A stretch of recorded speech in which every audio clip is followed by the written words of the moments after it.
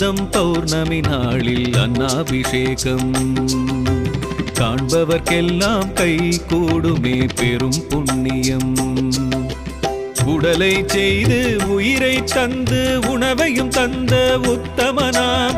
உடலை செய்து உயிரை தந்து உணவையும் தந்த உத்தமனாம். ஈசன் சர்வேசன் மகேசன் பரமேஸ்வரனுக்கு ஐப்பசி மாதம் பௌர்ணமி நாளில் அன்னாபிஷேகம் காண்பவர்க்கெல்லாம் கை கூடுமே பெரும் புண்ணியம். நம சிவாய நம சிவாய